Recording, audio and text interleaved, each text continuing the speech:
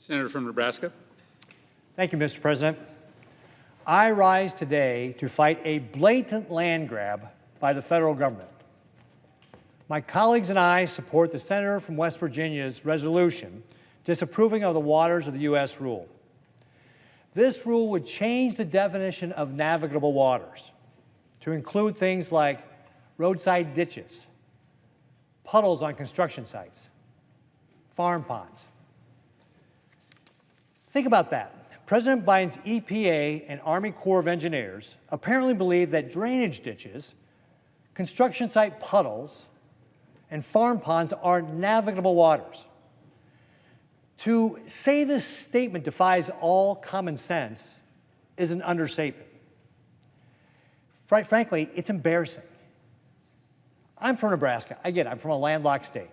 But to me, navigable means you can put a boat on a body of water and go somewhere. But you don't have to take my word for it. We have the Merriam-Webster definition of navigable right here.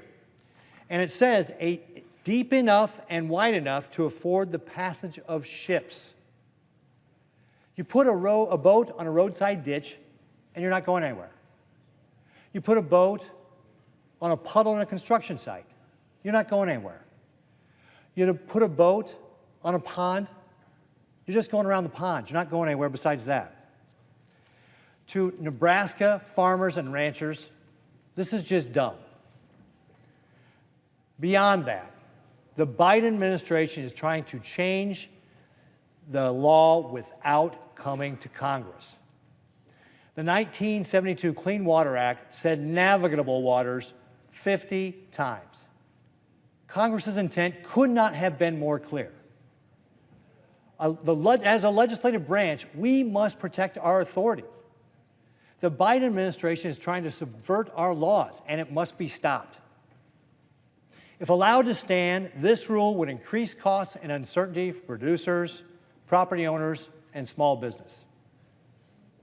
President Biden and liberal bureaucrats have absolutely no business regulating this. And I think the president knows it. You know why I think the president knows it? Well, because President Biden's EPA and Army Corps of Engineers quietly finalized this rule on the last working day of the year, just before New Year's Eve. It seems like the president and his cronies hoped that no one would notice. Well, guess what? We noticed. Nebraska's farmers and ranchers noticed. My Senate colleagues and I noticed, and we're pushing back hard. Today, my colleagues and I are defending private property rights from this unconstitutional power grab. Today, we are sending a message to President Biden that our farmers and ranchers need relief, not regulation. Today, we are fulfilling our responsibility to provide oversight and accountability in response to executive overreach. Today, we are defending the authority of the legislative branch.